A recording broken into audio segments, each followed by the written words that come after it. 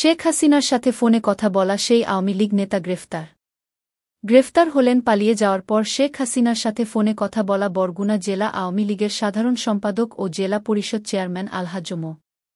জাহাঙ্গীর কবির। বুধবার ১৪ আগস্ট ভোরে বরগুনা থেকে তাকে গ্রেফতার করা হয়। বিষয়টি নিশ্চিত করেছেন বরগুনা সদর থানার ওসি এ.কে.এম. মিজানুর রহমান। তিনি জানান, ঢাকা থেকে একটি পুলিশের একটি টিম এসে তাকে গ্রেফতার করে।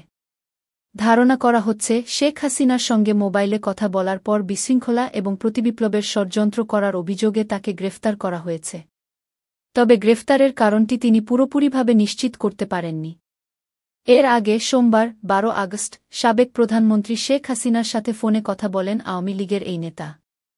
৩ মিনিটের ফোনালাপে শেখ হাসিনা জাহাঙ্গীর কবিরকে বলেন, আপনারা শৃঙ্খলা মেনে দলীয় কার্যক্রম চালাবেন। ১৫ আগস্ট জাতীয় শোক দিবসকে যথাযথভাবে পালন করবেন।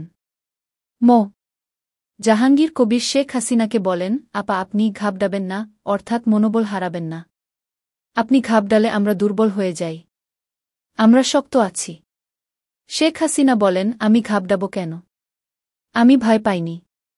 আপনারা দেখছেন আমাদের পুলিশ বাহিনীকে মেরে কিভাবে ঝুলিয়ে রেখেছে। আমাদের কর্মীদের মেরেছে, বোরকা পরে মেরেছে। এ দেশটা রক্তের বিনিময়ে স্বাধীন হয়েছে। আপনারা যেভাবে আছেন থাকেন।